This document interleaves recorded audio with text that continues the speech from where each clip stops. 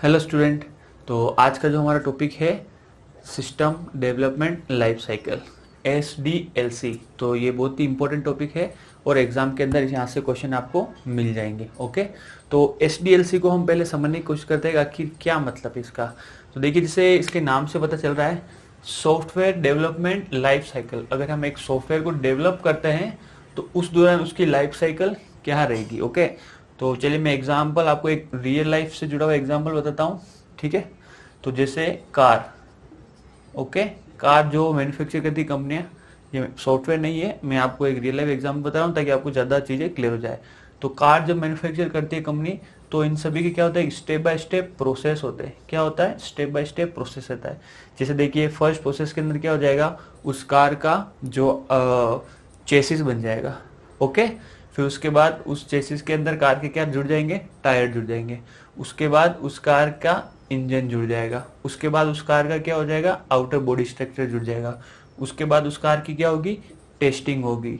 और टेस्टिंग के बाद कार क्या हो जाएगी, यूजर को डिप्लॉय हो जाएगी। ओके, यूजर को दे दी जाएगी।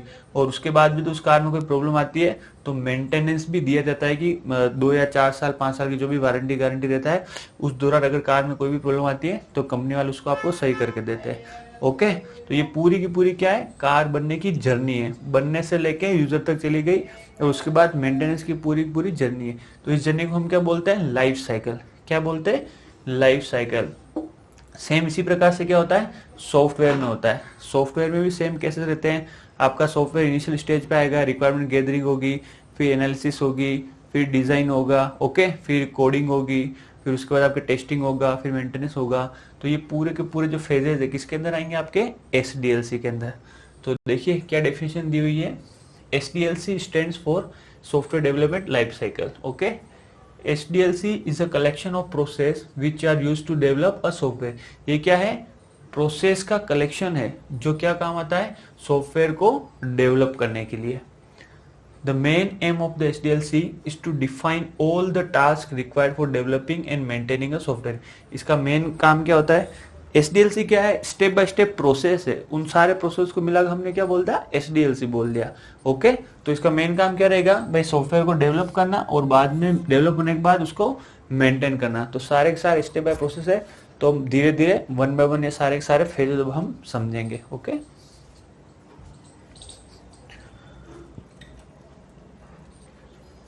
तो देखिए ये SDLC के फेजेस दिए हुए हैं। ओके, 5 तरह के फेजेस दिए हुए हैं। तो सबसे पहला है प्लानिंग, एनालिसिस, डिजाइन, इम्प्लीमेंटेशन और maintenance. Planning, analysis, design, implementation और मेंटेनेंस। तो वन बाय वन हम इन सभी को क्या करेंगे, डिटेल के अंदर पढ़ेंगे। ओके,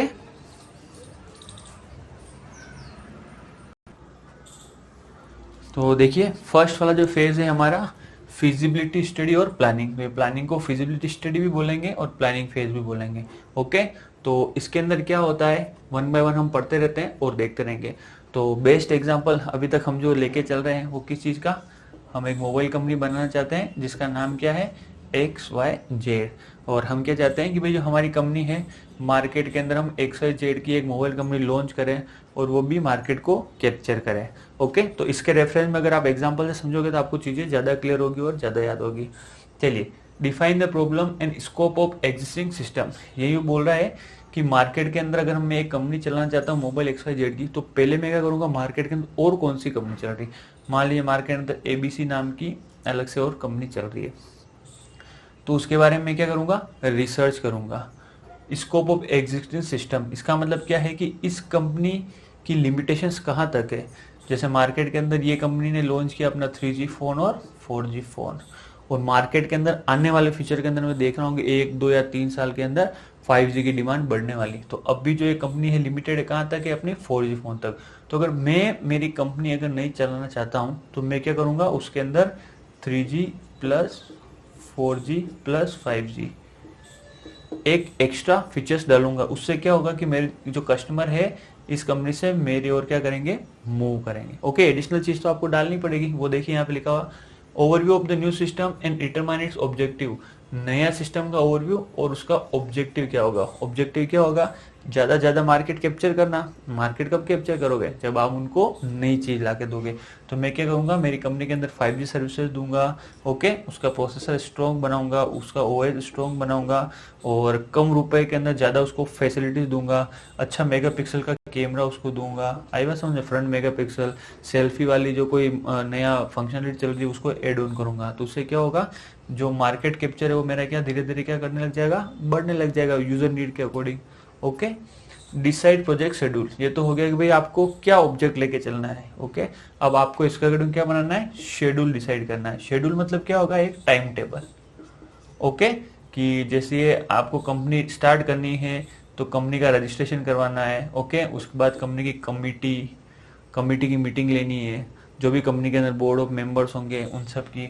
उसके बाद आप इसको धरातल पे कैसे उतारोगे, रियल वर्ल्ड के अंदर कैसे इम्प्लीमेंट करोगे, कैसे इसके इक्विपमेंट्स आएंगे, कैसे असेंबल करोगे, कहाँ पे सारी चीजें करोगे।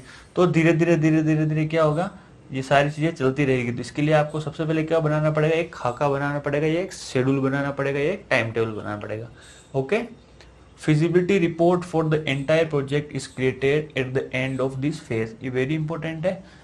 फिजिबिलिटी रिपोर्ट, देखिए मैं एक बिजनेस चालू करना चाह रहा हूँ, मैं एक सिस्टम बना रहा हूँ, तो आखिर में क्यों बनाऊंगा तभी जब मुझे प्रॉफिट मिले। बिना प्रॉफिट तो कोई काम करता नहीं है। ओके, तो मैं ये एक मोबाइल कंपनी लॉन्च करने जा रहा हूँ, तो मुझे end of the day, okay, या end of the financial year जब भी इसकी कैलकुलेशन होगी, मुझे कितना बेनिफिट मिलेगा भी या नहीं।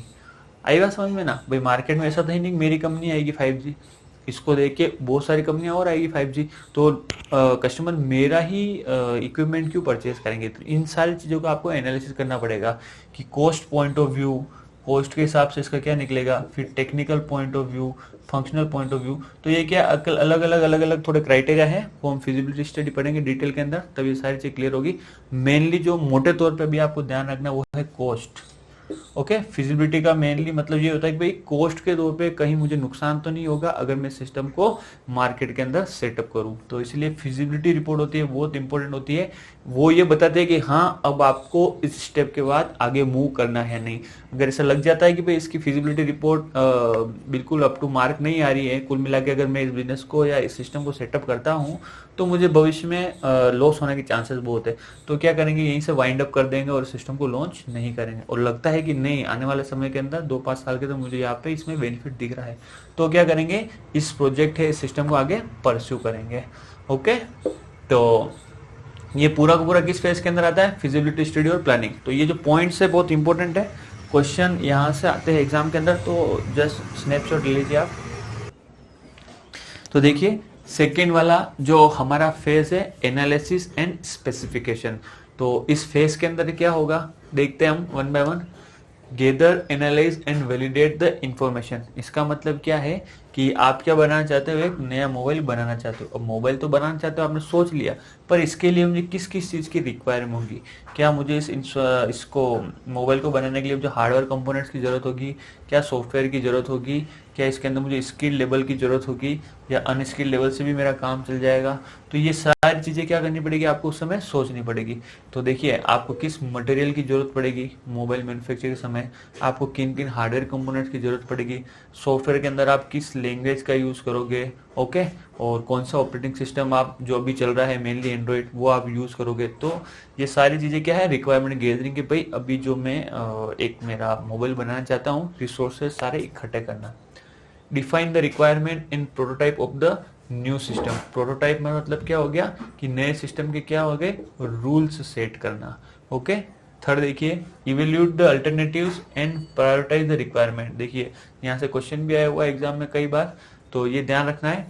इवेल्यूट द अल्टरनेटिव्स, अल्टरनेटिव्स का मतलब क्या हो गया, मान लीजिए कि आप किसी लैंग्वेज के ऊपर इसको बना रहे हो सकता है कि वो आगे चल के सपोर्ट ना करे, तो आप उसका अल्टरनेटिव भी हमेशा आपको क्या रखना पड़ेगा, तैयार रखना पड़ेगा। आप किसी ओएस पे बना रहे हो, आगे जाके हो सकता है किसी और ओएस पे जंप करे, तो आपको हमेशा उसका अल्टरनेटिव भी क्या रखना पड़ेगा, तैयार रखना पड़ेगा।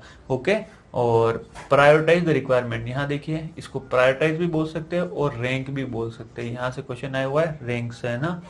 रिक्वायरमेंट देखिए, जब भी आप कोई नया प्रोडक्ट सिस्टम बनाएंगे तो ऑब्वियसली बात है कि बहुत सारी रिक्वायरमेंट आएगी। तो रिक्वायरमेंट 1, रिक्वायरमेंट 2, 3, 4, 5 सो ऑन करके मान लीजिए बहुत सारी रिक्वायरमेंट है ना। तो सारी रिक्वायरमेंट सेम प्रायोरिटी की है वो इतनी जरूरी नहीं है। जैसे सबसे पहले समझ लीजिए कि सबसे पहले जब आप मोबाइल बनाएंगे तो आपको किस चीज़ की जरूरत पड़ेगी, हार्डवेयर कंपोनेंट की जरूरत पड़ेगी, भाई मैं असेंबल कैसे करूंगा।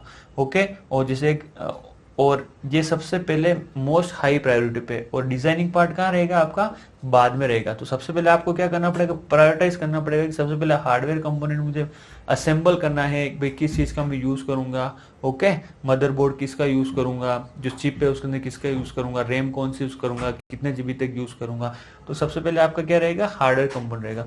उसके बाद प्रायोरिटाइज में क्या रहेगा, सॉफ्टवेयर कंपोनेंट रहेगा, है ना। तो सॉफ्टवेयर के अंदर फिर आप कौन सी लैंग्वेज यूज़ कर रहे हो, उसके बाद आप कौन सा ऑपरेटिंग सिस्टम दे रहे हो। तो आपको क्या करना है, सारी रिक्वायरमेंट के अंदर चीज़ों को प्रायोरिटाइज करना है कि भाई हाँ, ये जो अगर मैं प्रायोरिटी में जाता हूँ टॉप पर, तो ये मोस्टली हाईली प्रायोरिटाइज मेरा रिक्वायरमेंट है। इसको हम कभी प्रायोरिटाइज भी बोलते हैं और रैंकिंग भी बोलते हैं। क्या बोलते हैं, रैंकिंग। तो ये रैंकिंग से रिलेटेड क्वेश्चन आया भी हुआ है कि जो भी रिक्वायरमेंट है उसको आप रैंक कर दीजिए, कि जो मोस्ट इंपोर्टेंट उसको आप हाई रैंक पे रखिए, और जो उसको हम डिले कर सकते हैं कि इनकी जरूरत मुझे बाद में पड़ेगी, उनको क्या कर सकते हो आप, मूव ऑन, नीचे वाली साइड मूव कर सकते हो। ओके, फिर देखिए next, a software requirement specification SRS is prepared at the end of this phase। Very important है, SRS का प्रिपेयर किया जाता है एनालिसिस एंड स्पेसिफिकेशन फेज के एंड के अंदर। SRS क्या होता है, SRS क्या है, एक डॉक्यूमेंट है। क्या है, एक डॉक्यूमेंट है। तो देखिए, जो भी चीज अभी तक जो डिस्कस करने आई है उन सब का क्या बनाया जाता है, एक डॉक्यूमेंट बनाया जाता है। क्या बनाया जाता है, एक डॉक्यूमेंट बनाया जाता है। ओके, और उन सबको क्या लिया जाता है, रिटर्न किया जाता है। इसको हम क्या बोलते हैं, SRS, सॉफ्टवेयर रिक्वायरमेंट स्पेसिफिकेशन। ये वेरी इंपॉर्टेंट है। इस SRS के बेस पे ही आगे के जो फेजेस है उनके अंदर काम होता है। ओके, तो ये वेरी इंपॉर्टेंट है इस फेज के अंदर। अगर ये SRS अगर आप एक बार जब बन जाता है उसके बाद समझ आता है कि ठीक है, ऑलमोस्ट हमारा जो डॉक्यूमेंटेड से पार्ट है वो कंप्लीट हो चुका है, अब हम जो नेक्स्ट वाला फेज है उसके अंदर क्या करेंगे, मूव करेंगे। तो ध्यान रखना SRS फेज के बारे में, इसकी फुल फॉर्म क्या है, सॉफ्टवेयर रिक्वायरमेंट स्पेसिफिकेशन। ओके, तो चलिए नेक्स्ट वाले फेज के अंदर चलते हैं अब हम। तो देखिए हमारा थर्ड वाला जो फेज है वो क्या है, सिस्टम डिजाइन फेज। तो इससे पहले हमने क्या कर दिया, रिक्वायरमेंट गैदरिंग कर दी, क्या क्या मुझे जरूरत थी। ओके, उसके बाद हमने क्या कर दिया, फिजिबिलिटी स्टडी कर दी, और उसके बाद हमने क्या बना दिया, SRS डॉक्यूमेंट बना दिया। अब SRS डॉक्यूमेंट के बाद कौन सा फेज आएगा, डिजाइन फेज। कौन सा फेज, डिजाइन फेज। देखिए डिजाइन फेज के अंदर क्या होगा, जो आपका SRS डॉक्यूमेंट जो आपने बनाया है ना, उसको क्या करेंगे, लॉजिकल स्ट्रक्चर के अंदर कन्वर्ट करेंगे। किसके अंदर करेंगे, लॉजिकल स्ट्रक्चर के अंदर। उसका क्या मीनिंग होता है यहाँ देखते हैं हम, they are several tools and techniques for system design. इन लॉजिकल स्ट्रक्चर को हम क्या बोलते हैं, टूल्स और टेक्निक्स बोलते हैं। एक्चुअली ये बिल्कुल सिंपल भाषा के अंदर लैंग्वेज पार्ट को ग्राफिकल वे के अंदर कन्वर्ट करने का तरीका होता है। किसके अंदर, ग्राफिकल वे। ये ध्यान रखना आप, ग्राफिकल। ओके, तो कौन कौन से टूल्स और टेक्निक्स होते देखिए, flow chart, DFD, data flow diagram, data dictionary, standard English, decision tree, decision table, use case, UML। तो ये सारे के सारे क्या टूल्स और टेक्निक है। इससे क्या होता है, जो डेवलपर है वो चीज़ों को आसानी से समझ पाता है, और जो यूजर होता है उसको भी हम चीज़ों को क्या कर सकते हैं, आराम से उसको बता सकते हैं कि इसके बाद ये आएगा, इसके बाद ये फेज आएगा, इसके बाद ये प्रोसेस आएगा। ओके, ठीक है। तो इन सारी चीजों को हम डिटेल के अंदर नेक्स्ट जैसे जैसे चलेंगे इस वीडियो सीरीज के अंदर, ये सारी चीजें हम क्या पढ़ेंगे, डिटेल के अंदर पढ़ेंगे, तो ही चीजें आपको ज्यादा क्लियर होगी। ओके, तो चलते हैं अब हमारे नेक्स्ट फेज की ओर। तो देखिए नेक्स्ट वाला जो हमारा फेज कौन सा है, इम्प्लीमेंटेशन फेज। तो अभी तक हमने SRS को लॉजिकल स्ट्रक्चर के अंदर कन्वर्ट कर दिया। अब हम क्या करेंगे, देखिए इस इम्प्लीमेंटेशन फेज के अंदर क्या होगा, implement the design into source code through coding. हमने जो implement the design into source code through coding, हम क्या करेंगे, जो भी हमने अभी तक डिजाइन बनाया था उसको हम किस में कन्वर्ट करेंगे, हम सोर्स कोड, मतलब हम इसको क्या करेंगे, कोडिंग करेंगे। जो डेवलपर होगा, अभी तक जो खाका तैयार किया गया था, डिजाइनिंग पार्ट तैयार किया, तो उसको अब क्या करेगा, वो कोड करेगा। क्या करेगा, कोड करेगा। कौन सा फेज के अंदर, इम्प्लीमेंटेशन फेज के अंदर। तो ये पूरा पूरा SDLC का ओवरव्यू है, ये ध्यान रखना आप। ओके। और वन बाय वन जैसे मैं बता रहा हूँ, एक बार प्लीज आप इस तरीके से पढ़ते जाइएगा, चीजें जैसे जैसे आगे चलेंगे आपको क्लियर होती रहेगी। Combine all modules together for detecting errors and defect, इसका क्या मतलब है आप बता सकते हैं? इसका मतलब क्या है, देखिए हम जब भी एक सिस्टम को बनाते हैं तब क्या करते हैं, उसको हम मॉड्यूल्स के अंदर क्या कर देते हैं, ब्रेक कर देते हैं। ओके, ब्रेक कर देते हैं और डेवलपर को बोलते हैं कि अलग अलग मॉड्यूल के ऊपर आप क्या कीजिए, काम करते हैं। और जब ये कोड कर देते हैं उसको हम क्या करते हैं, इंटीग्रेट कर देते हैं उस पूरे मॉड्यूल को, और फिर उसका क्या चेक करते हैं, आउटपुट चेक करते हैं। और इसके अंदर क्या करते हैं, हम टेस्टिंग करते हैं कि भाई हम जो इनपुट दे रहे हैं वो जो हमारा रिक्वायरमेंट आउटपुट है उसके अकॉर्डिंग है या नहीं। ओके, तो टेस्टिंग वाला फेज भी किसके अंदर होता है, आपका इम्प्लीमेंटेशन फेज के अंदर। तो सारे मॉड्यूल को एक साथ इकट्ठे कर देना और उसके बाद एरर को डिटेक्ट करना, इसको हम क्या बोलते हैं, testing phase. Installation of system, और अब हम क्या करेंगे, जो यूजर है वहां पे उसको जाके क्या कर देंगे, यूजर की जो रिक्वायरमेंट है, यूजर ने जो हमें बोला है कि भाई ऐसा ऐसा आप सिस्टम बनाइए, उसके अकॉर्डिंग हमने बना दिया है और अब हम उसको क्या कर देंगे, इंस्टॉल कर देंगे। क्या कर देंगे, इंस्टॉल कर देंगे। किस फेज के अंदर, इंप्लीमेंटेशन फेज के अंदर। नेक्स्ट वाला फेज देखिए, तो देखिए SDLC का जो लास्ट वाला फेज है हमारे पास कौन सा है, मेंटेनेंस और सपोर्ट फेज। तो मेरे ख्याल से नाम को ही आपको क्लियर हो गया, नाम से ही आपको क्लियर हो गया होगा इसके अंदर क्या हो सकता है। इसके अंदर क्या हो गया, आपने एक बार सॉफ्टवेयर डिप्लॉय कर दिया और यूजर को दे दिया, उसने इंस्टॉल कर लिया। उसके बाद अगर कोई प्रॉब्लम आती है, ऑब्वियस सी बात है, सिस्टम है, सॉफ्टवेयर प्रोजेक्ट है, बनने के बाद हो सकता है उनके तो प्रॉब्लम आ भी सकती है। ऐसा तो हो नहीं सकता कि सारे 100% सही बने हो। ओके, तो जब आपने एक बार प्रोजेक्ट डिप्लॉय कर दिया है, ओके, उसके बाद अगर कोई प्रॉब्लम आती है तो उसको आप किस तरीके से हैंडल करते हो, ये भी बहुत ही इंपॉर्टेंट फेज है ना, मेंटेनेंस फेज, ध्यान रखना। जैसे एग्जांपल बताता हूँ, आप लैपटॉप लेके आते हो, ओके, तो उसके अंदर वारंटी गारंटी रहती है। वो बोलता है कि on site warranty. On site warranty का मतलब क्या रहेगा, आपके लैपटॉप में अगर कोई प्रॉब्लम आती है तो कंपनी वाला आपके घर पे आके उस लैपटॉप को क्या करके जाता है, सही करके जाता है। और ऑफ साइट वारंटी के अंदर क्या होता है, अगर कोई प्रॉब्लम आती है लैपटॉप के अंदर तो आपको उस कंपनी का जो ऑफिस है वहां लेके जाना पड़ता है उसको सही कराने के लिए। तो ये डिपेंड करता है कि आप कस्टमर को कितनी ज्यादा फैसिलिटी देना चाहते हो, आप उसको ऑन साइट देना चाहते हो या ऑफ साइट फैसिलिटी आपको देना चाहते हो। इससे क्या होगा कि मार्केट के अंदर आपकी कंपनी की जो कैप्चर है या बूम बढ़ जाएगी। After development of the project if any error found, आपने एक बार जब प्रोजेक्ट को डिप्लॉय कर दिया, कस्टमर को दे दिया, उसके बाद अगर कोई एरर आती है then it is responsibility of maintenance team to rectify it. तो फिर किसकी रेस्पॉन्सिबिलिटी हो जाती है, मेंटेनेंस टीम। डिप्लॉयमेंट के अंदर हर एक टीम अलग अलग कैटेगरी के अंदर डिवाइडेड होती है, तो मेंटेनेंस टीम की जिम्मेदारी होती है कि उस जो एरर उसको क्या करे, रेक्टिफाई करे, करेक्ट करे, चाहे वो ऑन साइट जो आपने सर्विस प्रोवाइड कर रखी हो वैसे करे या ऑफ साइट करे। बग फिक्सिंग करना, कोई प्रॉब्लम आ जाती तो सॉफ्टवेयर अगर अपडेट है तो उसको बताना कस्टमर को। एनहेंसमेंट ऑफ सॉफ्टवेयर, अगर उसके अंदर कोई नई चीज एड ऑन की जरूरत है तो उसके बारे में आप कस्टमर को बताना। ओके, तो ये जो हमने फेजेस पढ़े थे वो सारे के सारे SDLC के फेजेस थे, तो वो वेरी इंपॉर्टेंट फेजेस है। अब इनके ऊपर कैसे कैसे क्वेश्चन आए एग्जाम के अंदर वो भी हम देख लेते हैं एक बार। तो देखिए questions, to which phase of SDLC is file conversion related. कौन से फेज है SDLC जिसके अंदर फाइल कन्वर्जन किया जाता है, आप बता सकते हैं मेरे को? या सिस्टम डिजाइन में, सिस्टम एनालिसिस में, सिस्टम डेवलपमेंट में, या सिस्टम इम्प्लीमेंटेशन है? सोचिए आप थोड़ा सा, क्या आंसर होगा इसका। ये हमने देखा है, तो फाइल कन्वर्जन किसके अंदर होता है, सिस्टम इम्प्लीमेंटेशन फेज के अंदर। ओके, किसके अंदर होगा, सिस्टम इम्प्लीमेंटेशन फेज के अंदर। देखिए मैंने वीडियो अभी जो पहले वीडियो बनाया था उसके अंदर आप, इसके अंदर क्या होता है, जो भी हमने लॉजिकल डिजाइन और बनाई थी उनको किस में कन्वर्ट किया जाता है, कोडिंग के अंदर। तो इस फेज को हम क्या बोलते हैं, सिस्टम इम्प्लीमेंटेशन। नेक्स्ट देखिए, a dash is an outline of process that keeps develop successful information system. Okay, तो ये क्या करता है, जो भी सिस्टम है उसको क्या करता जाता है, डेवलप करता है। SDLC, case tool, phase conversion और सक्सेसफुल फैक्टर। तो इसका आंसर क्या हो जाएगा, प्रोसेस की आउटलाइन है। प्रोसेस का आउटलाइन मैंने बनाया था, आप किसे बोलते हैं, SDLC को बोलते हैं। ठीक है, तो अगर आप वीडियोस में शुरू से लेकर लास्ट तक रहेंगे तो क्वेश्चन मुझे नहीं लगता आपको डाउट होगा किसी के अंदर। थर्ड देखिए, the first step in SDLC। SDLC के अंदर फर्स्ट स्टेप क्या रहेगी, डेटाबेस डिजाइन करना, सिस्टम डिजाइन करना, प्रीलिमिनरी इन्वेस्टिगेशन एंड एनालिसिस और ग्राफिकल यूजर इंटरफेस। आप बता सकते हैं मेरे को, जो फर्स्ट स्टेप क्या होगी, हमेशा क्या होगी, प्रीलिमिनरी इन्वेस्टिगेशन एंड एनालिसिस। सबसे पहले हम क्या करेंगे, उसका इन्वेस्टिगेशन करेंगे कि भाई हमें क्या चीज बनाना है, प्रोजेक्ट क्या बनाना है, ओके। और उसके अंदर हम रिक्वायरमेंट गैदरिंग करेंगे, भाई हम क्या क्या चीजों की जरूरत होगी, फिर हमारे फिजिबल हो गया या नहीं, और उसके बाद हम क्या बनेंगे, उसका एसआरएस डॉक्यूमेंट बनाएंगे। उसके बाद फिर design part, database design part और ग्राफिकल यूजर पार्ट तो सबसे लास्ट में आता है, जब हम इंटरफेस प्रोवाइड करेंगे। तो इसका आंसर क्या हो जाएगा, सी इसका करेक्ट आंसर हो जाएगा, ओके। तो उम्मीद है आपको ये वीडियो अच्छा लगा होगा। तो अगर अच्छा लगा तो प्लीज लाइक करें, चैनल को सब्सक्राइब करें, ओके। मिलते हैं हम नेक्स्ट वीडियो के अंदर। Thank you.